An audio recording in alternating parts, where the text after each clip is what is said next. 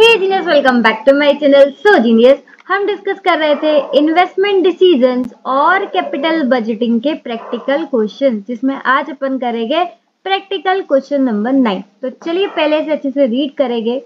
XYZ limited is planning to introduce a new product with a project life of 8 years. एक नया investment करना है इनको और उस प्रोजेक्ट का नाम है उस प्रोजेक्ट का लाइफ है 8 ईयर्स। ठीक। Initial equipment cost will be ₹3.5 crore. ओ भाई साहब, काफी टाइम बाद इतना बड़ा अमाउंट देखा है अपन ने क्वेश्चंस में। ठीक है, रियल में तो अभी तक नहीं देखा। एडिशनल इक्विपमेंट कॉस्टिंग 25 लाख रुपए will be purchase eight the end of the third year. यहाँ ध्यान रखना, ये जो अपन 3.5 करोड़ लगा रहे थे वो इनिशियल लगा रहे थे। इनिशियल मतलब बिल्कुल स्टार्टिंग में, यानी कि ये आउटफ्लो होगा आपका 0 ईयर में। और ये जो 25 लाख लगा रहे हैं हम एडिशनल, ये लगा रहे हैं eight the end of the third year, यानी कि ये जाएगा ईयर 3 में। ठीक, दोनों में फर्क है। ये ईयर 0 में, यानी कि यहाँ पर पीवी फैक्टर 1 ही लगेगा, लेकिन यहाँ पर ईयर 3 का पीवी फैक्टर लगेगा। ओके, आगे देखें। From the cash inflow of this year, आगे यहाँ से at the end of 8 year the original equipment will have no resale value. ये जो स्टार्टिंग में अपन ने ईयर 0 में इन्वेस्टमेंट किया था 3.5 करोड़ का, तो जब पूरा प्रोजेक्ट हो जाएगा, यानी कि 8 साल बाद पूरा प्रोजेक्ट कंप्लीट हो जाएगा, तब इसका कोई भी वैल्यू नहीं बचेगा। जो eight the and scrap value बचता है ना, वो नहीं होगा। ठीक है, वो होगा 0। But additional equipment can be sold for 2,50,000। लेकिन ये जो एडिशनल लगा था ना 25 लाख का ईयर 3 में, इसका स्क्रैप वैल्यू अपन को मिलेगा 2.5 लाख रुपए। कब मिलेगा? जब प्रोजेक्ट खत्म हो जाएगा, कंप्लीट हो जाएगा, दैट इज ईयर 8 पर। क्लियर? यहाँ पर मैं लिख भी देती हूँ, देखो ईयर 0 पे एक आउटफ्लो हो रहा है 3.5 करोड़ का, ईयर 3 पर एक आउटफ्लो हो रहा है 25 लाख का। ठीक है,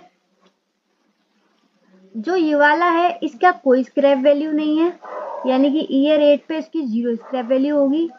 लेकिन ये जो 25 लाख वाला है, इसका ईयर 8 पर स्क्रैप वैल्यू मिलेगा 2,50,000 का, यानी कि ये इनफ्लो हो जाएगा। ठीक है, समझ गया? ये आउटफ्लो हो गया और ये इनफ्लो हो गया। आगे देखें। A working capital of ₹40 lakh will be needed and it will be released at the end of the 8th year। एक वर्किंग कैपिटल का और खर्चा लगेगा, ये बताया नहीं है कब लगेगा, तो उसको अपन मान लेंगे ईयर 0, यानी कि स्टार्टिंग में ही लगा होगा। तो ईयर 0 में एक और आउटफ्लो हो गया 40 लाख का। ठीक, और eight the end of the 8th year, यानी कि ईयर 8 पर ये रिलीज भी हो जाएगा, यानी कि ये हो जाएगा हमारा इनफ्लो। कितने का? 40 लाख का। तो 40 लाख का ईयर 0 पे एक बार आउटफ्लो हो जाएगा और ये 40 लाख का ईयर 8 पर इनफ्लो भी हो जाएगा। Clear? The project will be finance with sufficient amount of equity capital. हमें फर्क नहीं पड़ता, आप कहीं से भी पैसा लेकर आओ। आगे देखें। The sales volumes over 8 years have been estimated as follows. अब इस प्रोजेक्ट से जो सेल होने वाला है वो अपन को गिवन है, लेकिन ध्यान देना यूनिट्स गिवन है, सेल वैल्यू गिवन नहीं है। ठीक, यूनिट्स गिवन है 72,000, 1,08,000। इसी तरीके से ईयर 8 पर 4, 5 पर ये आएगा, 6, 7, 8 पर ये आएगा। ठीक, अब सेल की यूनिट्स तो दे रखी है, नीचे अपन को सेल प्राइस भी गिवन है। थोड़ा सा नीचे जाते हैं।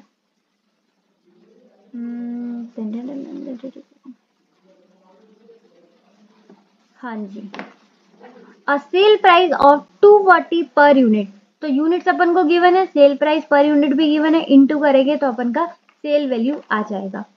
And variable expenses will amount to 60% of sale revenue, यानी कि यूनिट्स को इनटू करोगे सेल प्राइस से,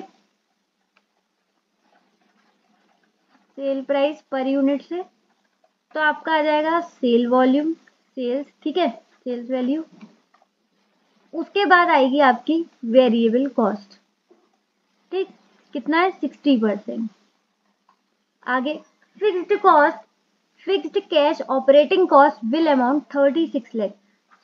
उसके बाद कंट्रीब्यूशन कैलकुलेट होकर आएगा और फिर आ जाएगी फिक्स्ड कॉस्ट। फिक्स्ड कॉस्ट कौन सी है? कैश वाली, यानी कि डेप्रिसिएशन को छोड़कर। ठीक, ये 36 लाख और डेप्रिसिएशन भी आ जाएगा, वो अपन कैलकुलेट कर लेंगे। आगे देखें, the loss of any year will be set of from the profits of subsequent 2 year. ये लाइन नहीं है, इसे ध्यान से देखना है। ये क्वेश्चन ऐसा है, आपकी थोड़ी सी भी वो हुई ना, क्या बोलते हैं उसे, ध्यान हटी दुर्घटना घटी, ऐसा कुछ है वो, वही केस है इस क्वेश्चन में। ठीक है, तो थोड़ा ध्यान देना एक्स्ट्रा वाला। The loss of any year, मतलब बोल रहे हैं अगर किसी साल में लॉस हो गया, जो अपन कैलकुलेट करते हैं ना प्रॉफिट, वो प्रॉफिट की जगह लॉस आ गया, तो वो सेटअप हो सकता है from the profit of subsequent 2 years, अगले 2 साल तक।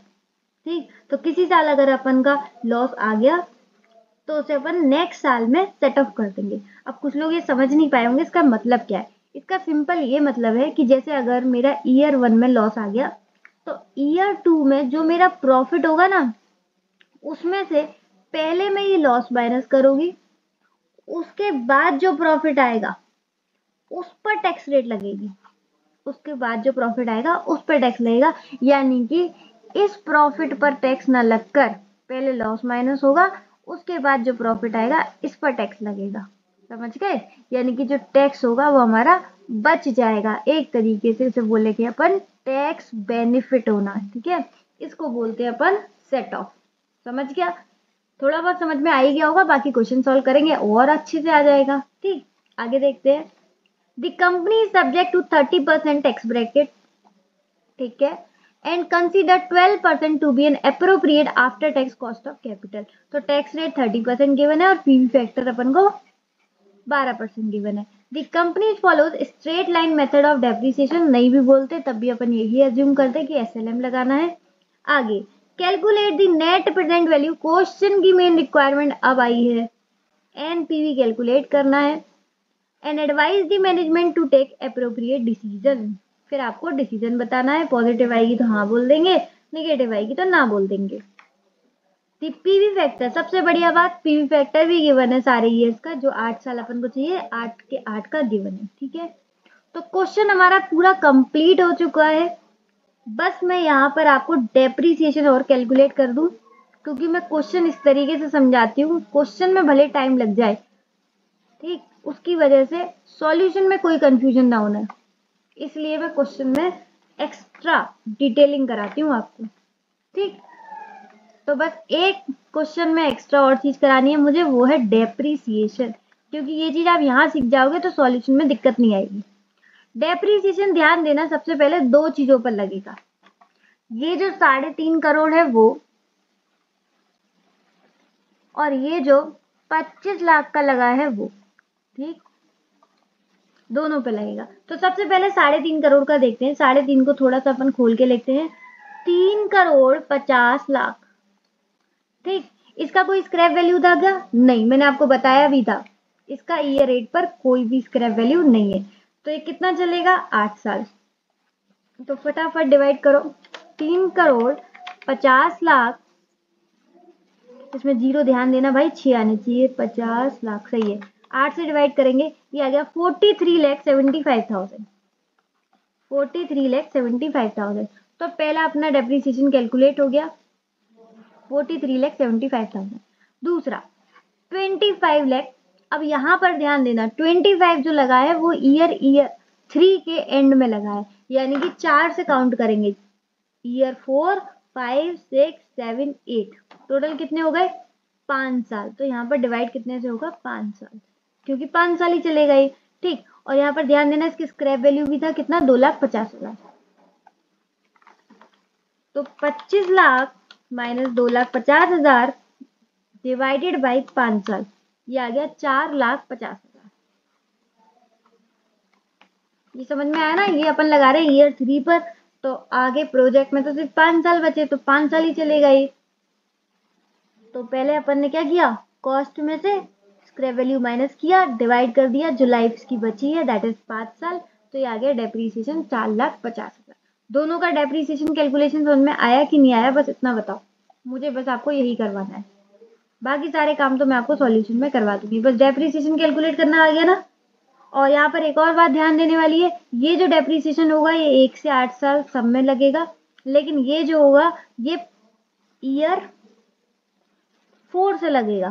4 से लगेगा ना, क्योंकि ईयर 3 पे ही तो आया ये। हाँ, eight the end of third year में तो ये आया ही है 25 लाख वाली।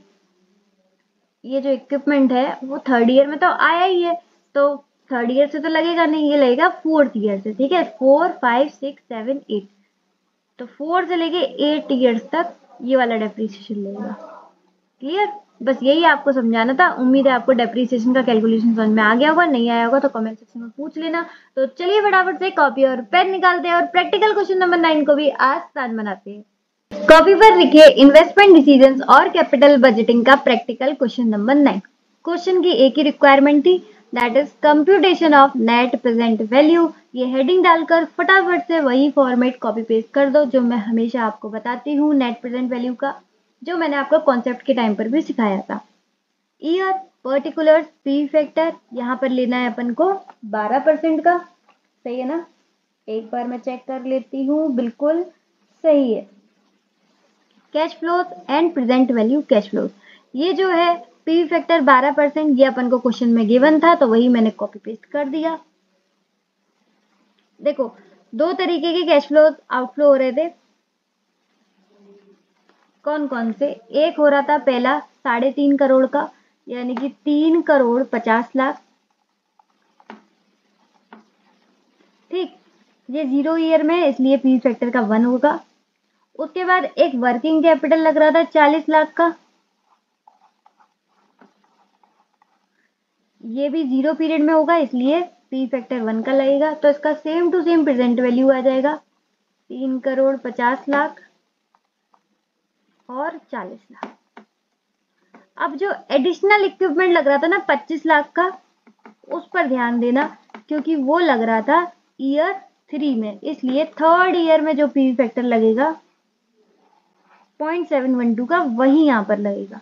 ठीक, तो 25 लाख की प्रेजेंट वैल्यू निकालने के लिए इसको हमें इंटू करना पड़ेगा 712 से, तो ये आ जाएगा 17,80,000। अब देखो, बात करते ही करते हमने आउटफ्लो का प्रेजेंट वैल्यू कैलकुलेट भी कर लिया। कितना है देखते हैं, 17,80,000, 40 लाख, 3,50,00,000, ये आ गया 40, ये कितना है भाई, 4,60,80,123। सही है ना? ठीक, ये हमारा आ गया present value of cash outflow. ठीक है, ए हमारा आ गया। अब अपन को अपन को present value of cash inflow, उसके लिए अपन के पास इनफ्लोज तो होना चाहिए, ये आउटफ्लोज तो थे, इनफ्लोज तो होना चाहिए। तो इनफ्लोज के लिए एक अपन को क्रिएट करना पड़ेगा स्टेटमेंट। तो वर्किंग्स की तरफ चलते हैं, ये आ गई हमारी वर्किंग्स हरे पेन वाली। यहाँ पर हम कैलकुलेट करेंगे inflows, that is cash flow after tax, जो अपन को मिलने वाला है हर साल। ठीक, वो यहाँ पर हम कैलकुलेट करेंगे।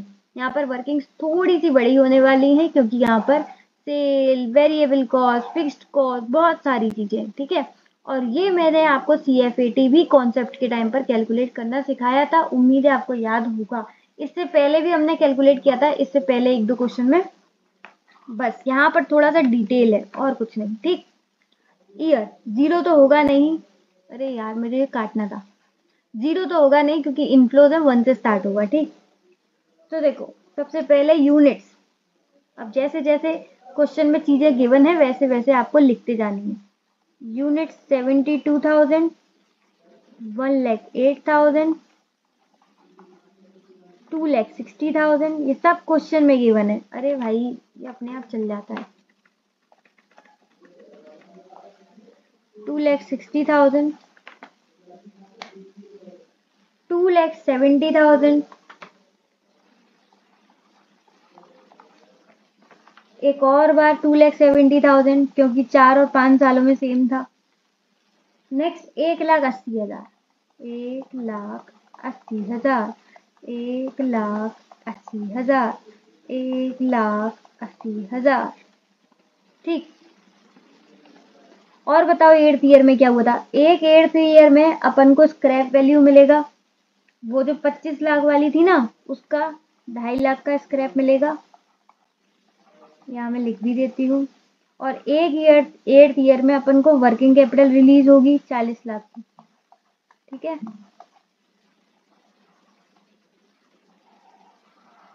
ये याद रखना। ये अलग से लिख दिया है मैंने सिर्फ आपको याद रखने के लिए। ठीक है, यहाँ पर इसका कोई काम नहीं है, तो ये चीज आप मत लिखना।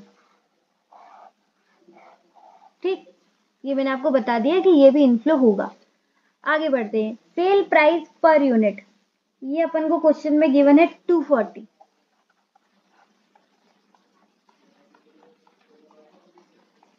अब फटाफट से अपन को इंटू करना है। 72,000 इंटू 240, ये आ गया 1728, 1728, 1 2 3 4, 4 0।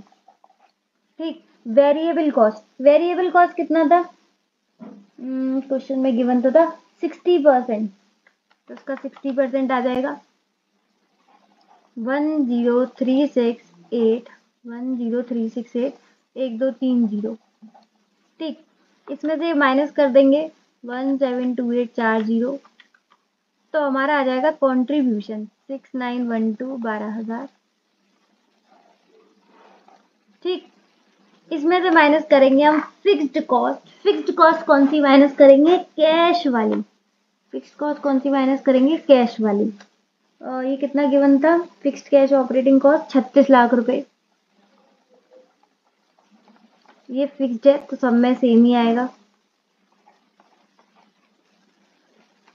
अब देखो, कंट्रीब्यूशन में से फिक्स्ड कॉस्ट और डेप्रीसिएशन माइनस करना है। डेप्रीसिएशन मैंने आपको स्टार्टिंग में ही कैलकुलेट कर दिया था। डेप्रीसिएशन था 43,75,000 एक पहले वाले का, और दूसरे लिखा था 4,50,000। अभी ये ईयर 1 चल रहा है, यानी कि अभी तक सिर्फ हमारे पास एक ही एसेट होगी, तो डेप्रीसिएशन भी एक का ही लगेगा, 43,75,000।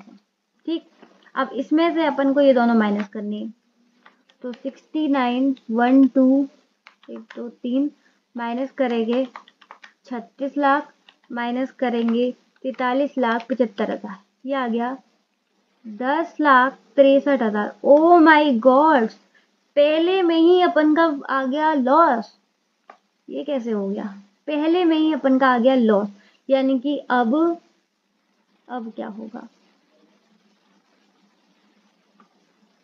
अब इस पर कोई टैक्स तो लगेगा नहीं, टैक्स नहीं लगेगा तो ये सेम टू सेम आ जाएगा। ठीक है, तो उसको अपन यहीं छोड़ देते हैं, आगे काम करते हैं, बाकी का भी ये सब कैलकुलेट कर लेते हैं। ठीक, वेरिएबल कॉस्ट कितनी थी?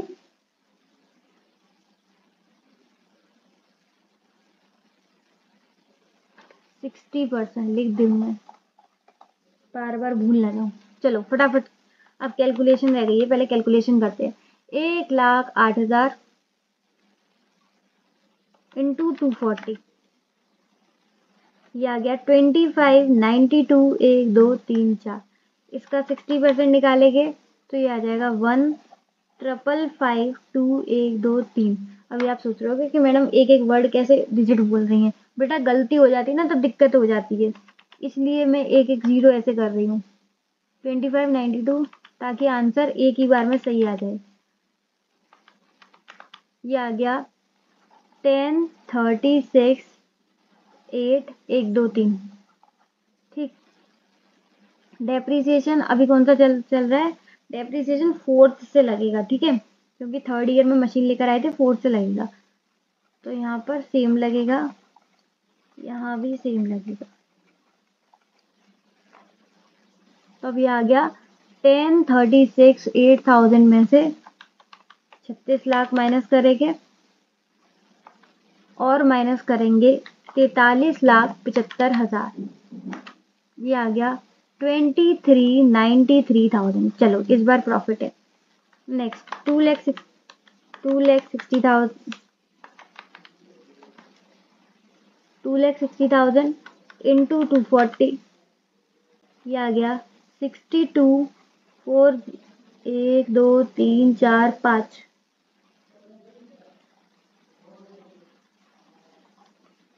ठीक। इसका 60% निकालेंगे, ये आ गया 37,441 1 2 3 4, माइनस कर देंगे 62 4,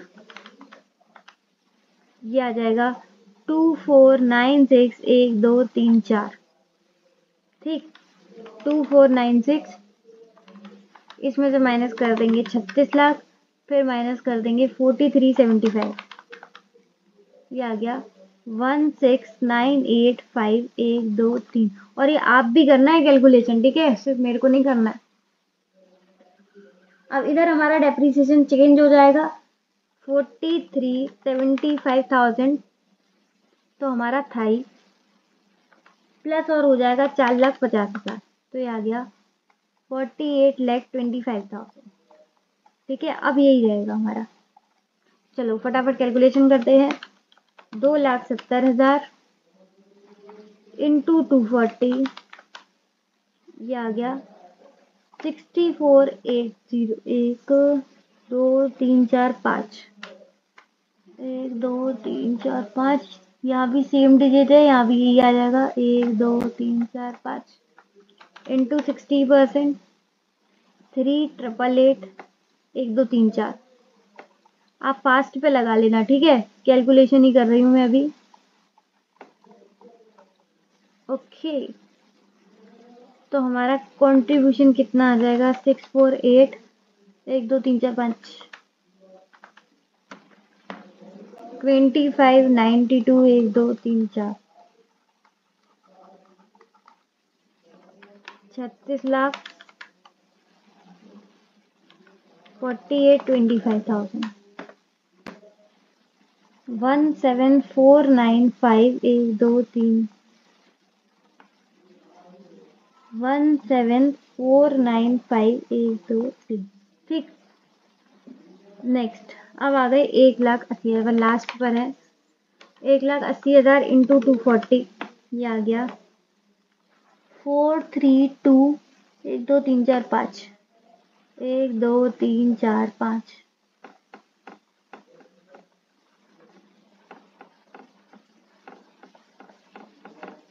इसका 60% निकालेंगे 2592 1 2 3 4, 2592 1 2 3 4, 2592 1 2 3 4,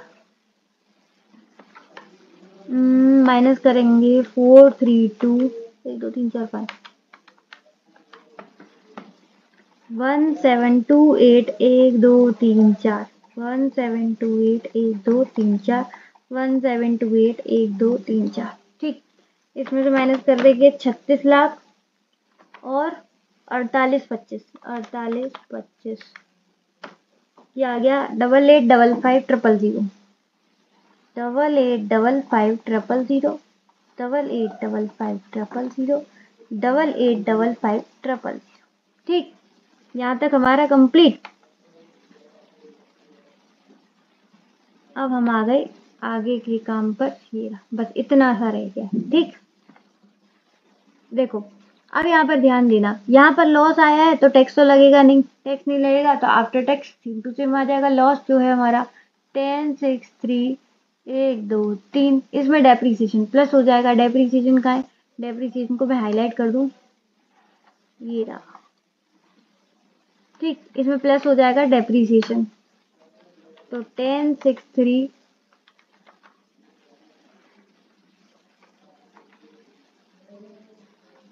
43,75,000,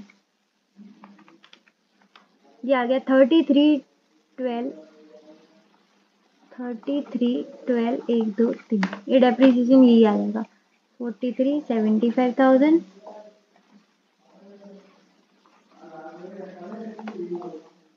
ठीक है। तो ये हमारा पहला आ गया कैश फ्लो आफ्टर टैक्स, कितना 33,12,000, क्लियर। अब यहाँ पर ध्यान देना कि यहाँ पर हमारा लॉस हुआ है तो इस वाले प्रॉफिट में ये एडजस्ट हो जाएगा। ये प्रॉफिट कितना है मुझे बताओ, ये प्रॉफिट है 23,93,000। तो इसमें पहले पुराना वाला लॉस एडजस्ट होगा। कौन सा वाला? ये 1063, 1063, 1 2 3। ठीक, अब कितना आएगा प्रॉफिट? 23,93,000 माइनस 1063,000, ये आ गया 33,133,40, 1 2 3 4। ठीक है, तो ये है एक्चुअल प्रॉफिट जिस पर टैक्स लगना है। ये है एक्चुअल प्रॉफिट जिस पर टैक्स लगना है। इस पर टैक्स लगेगा एट द रेट 30%। तो ये आ गया 3,99,000, 3,99,000। ठीक है, ध्यान रहेगा ये। यहाँ पर मैं स्टार भी लगा देती हूँ। तो प्रॉफिट हमारा आया था 23,93,000, लेकिन इस पर अपन को टैक्स नहीं लगाना है। क्यों? क्योंकि पिछली साल हमारा लॉस हुआ था, इसलिए हम पहले पिछले वाले लॉस को सेट ऑफ कर रहे हैं। उसके बाद जो प्रॉफिट आ रहा है उस पर अपन टैक्स लगा रहे हैं। तो एक तरीके से सिर्फ टैक्स को कैलकुलेट करने के लिए हमने ये सब किया है, बाकी उससे कोई मतलब नहीं है। ठीक, ओके। अब देखो 23,93,000 हमारा एक्चुअल में प्रॉफिट था, जिसमें हमारा टैक्स लगा सिर्फ 3,99,000। तो हमारा कितना आ गया आफ्टर टैक्स? 19,94,30। इसमें अपन डेप्रीसिएशन प्लस कर देंगे 43,75,000। तो हमारा CFAT आ जाएगा 63,69,000। ठीक है, ये समझ में आया कि नहीं आया? ये मेन है। ये नहीं आए तो मुझे कमेंट सेक्शन में ज़रूर बताना। आगे बढ़े, नेक्स्ट है हमारा 16,98,500। इस पे 30% का टैक्स लगेगा, तो ये आ जाएगा 59,500। इसमें से माइनस करते हैं 16,98,500, ये आ गया 11,88,9500। इसमें प्लस करेंगे 43,75,000, तो ये आ जाएगा 162,645,000। ठीक, नेक्स्ट कहाँ पर है हम? यहाँ पर 17,49,500। इस पे 30% टैक्स लगेगा, तो ये आ जाएगा 52,48,500। माइनस करेंगे 17,49,500 माइनस 52,48,500, ये आ गया 122,46,500। इसमें प्लस करेंगे 48,25,000, 1707,1500। नेक्स्ट कहाँ पर है हम? अच्छा, इसका भी तो सेम ही आ जाएगा। ये दोनों सेम ही तो थी, 17 है ना, तो इसका सेम ही आ जाएगा। फिर नेक्स्ट यहाँ पर आ गए 88,55,500 इंटू 30%, ये आ जाएगा 26,56,500। तो माइनस कर देंगे 88,55,500, ये आ जाएगा 61,98,500। इसमें अपन को प्लस करना है 48,25,000, तो ये आ जाएगा 110,23,500। ठीक, नेक्स्ट वाले का भी सेम आ जाएगा। समझ में आ गया? सेम ही डिजिट है तो सेम ही आ जाएगा। ये हमारा 6th ईयर का होगा, फिर 7 8 का भी सेम ही आ जाएगा। ठीक, तो यहाँ पर हमने सारे के सारे CFAT कैलकुलेट कर लिए। 33,12, 63,69, 162,645, 170,715, 170,715, 110, 235। ठीक, ये हमारे सारे CFAT आ गए। ये जो मैंने येलो से पूरा हाईलाइट किया है, इसको पूरा कॉपी करो और अपना जो स्टेटमेंट ऑफ NPV है वहां पर पेस्ट कर दो। जल्दी से करो, जल्दी से। हाँ जी, तो मैंने आपसे क्या कहा था कि वहां से सारा कॉपी पेस्ट करके यहाँ पर डेटा लिख देना CFAT का। तो ये सब उम्मीद है आप लोगों ने भी लिख दिया होगा। ये सेम था 2 साल का और ये 3 साल का, ठीक है। उसके बाद आता है ईयर एंड की बात, यानी कि जब प्रोजेक्ट कंप्लीट हो जाता है 8th ईयर में, तो जो वर्किंग कैपिटल हमने स्टार्टिंग में लगाई थी वो रिलीज हो जाएगा, तो 40 लाख वहां से आ गए। उसके बाद जो अपन ने 25 लाख का एडिशनल लगाया था उसका स्क्रैप अपन को मिल जाएगा 2.5 लाख का, ठीक है। तो ये सारे के सारे आ गए हमारे इनफ्लोस, ठीक है। ये सारे अपन ने वर्किंग्स में करे थे और ये हमारे 2 एक्स्ट्रा आ गए। यहाँ तक किसी को कोई दिक्कत? बिल्कुल सिंपल जा रहा है। अब ये अपन के पास इनफ्लोज आ गए हैं, इसको हम पीवी फैक्टर से इंटू कर देंगे सिंपल, और हमारा प्रेजेंट वैल्यू ऑफ इनफ्लोज आ जाएगा। तो जल्दी जल्दी करते हैं।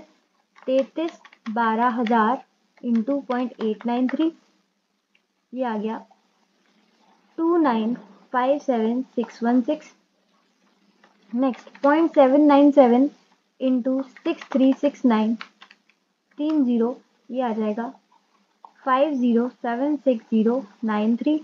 नेक्स्ट 0.712 इंटू 162,64, अरे यार 0.712 इंटू 162,645। ध्यान से करना, एक भी जीरो इधर उधर नहीं होना चाहिए, ठीक है। 115,80,324। नेक्स्ट 0.636 इंटू 170,715,00, ये आ गया 10,85,7474। नेक्स्ट 0.567 इंटू 170,715,00, ये आ जाएगा 96,79,540.5। तो इसको अपन राउंड ऑफ करके 1 लिख लेते हैं। बैटरी गई, कोई बात नहीं, थोड़ा कम कर लेते हैं। ओके 0.507 इंटू 110, 23,500, ये आ गया 55,88,915। नेक्स्ट 0.452 इंटू 110, 23,500, ये आ जाएगा 49,82,622। नेक्स्ट 0.404 इंटू 110, 235,00, ये आ गया 44,53,494। बहुत सारा कैलकुलेशन है इसमें। 40 लाख इंटू 0.404, ये आ गया 1616,000। लास्ट 2.5 लाख इंटू 0.404, ये आ गया 10, 1, 1, 2, 3। यहाँ पर हमारे सारे प्रेजेंट वैल्यू कैलकुलेट हो जाते हैं। लैपटॉप की बैटरी जाने से पहले जल्दी जल्दी से का टोटल भी कर लेते हैं। 29,57,616, 29,57,616 प्लस 50,76,093 प्लस 115,80,324 प्लस 108,57,474 प्लस 96,79,541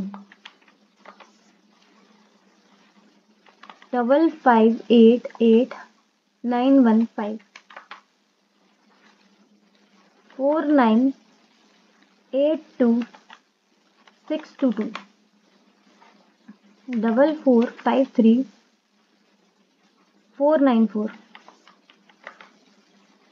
16,16,000 101,30। ये आ गया, बहुत बड़ा आंसर आया है भाई, 56893079। ये हमारा आ गया present value of cash inflow, ठीक है। आउटफ्लोज अपन ऑलरेडी कैलकुलेट कर चुके थे, तो ये रहा हमारा ए और ये रहा हमारा बी। अब बी माइनस ए करेंगे, इसमें से माइनस करेंगे 407,840, ये आ गया हमारा NPV 1 एक सेकेंड, 16113079। एक बार आंसर मैं चेक कर लूँ। 161.11। ठीक है, मतलब उन्होंने शॉर्ट में लिख दिया है, कोई दिक्कत नहीं है। अपन ने पूरा सॉल्व किया है। मैंने पूरा सॉल्व एक एक डिजिट इसलिए किया है ताकि आपको कहीं भी दिक्कत ना आए, और हर चीज का कैलकुलेशन, ये चाहती तो मैं साथ में करके इस सबका पी फैक्टर ऐसे कुछ भी मैं शॉर्टकट कर सकती थी, पर मैं शॉर्टकट इसलिए नहीं करती हूँ क्योंकि ऑलरेडी क्वेश्चन कंफ्यूज होता है बहुत ज़्यादा, और उसके बाद अगर मैं शॉर्टकट करने लग जाऊं तो आप लोग कंफ्यूज ना हो जाओ। इसलिए आपको ध्यान में रखते हुए मैं इसीलिए इतना ज़्यादा डिटेल में करती हूँ, एक एक चीज़ बाइफरगेट करके। तो आप मुझे कमेंट सेक्शन में फीडबैक ज़रूर देना कि मैं जो शॉर्ट ट्रिक नहीं अपनाती हूँ उससे कोई दिक्कत तो नहीं है, एकदम डिटेल में कराती हूँ। इस क्वेश्चन में कैलकुलेशन ज़्यादा थी इसलिए ज़्यादा हो गया, पर जब भी ऐसा कैलकुलेशन हुआ करे आप फास्ट पे कर लिया करो तो जल्दी जल्दी हो जाएगा, ठीक है। बाकी आप भी कैलसी को अपने हाथ में रखकर मेरे साथ साथ कैलकुलेशन किया करो, तो आपका भी अच्छे से प्रैक्टिस हो जाएगा। उम्मीद है अच्छे से क्वेश्चन समझ में आया होगा। कमेंट सेक्शन में अपना फीडबैक जरूर दे दीजिएगा, और वीडियो अच्छी लगी हो तो like share and subscribe to my YT channel. इसी के साथ इसी तरीके से खुश रहिए, मुस्कुराते रहिए। मिलते हैं नेक्स्ट वीडियो में, तब तक के लिए bye bye, be happy always.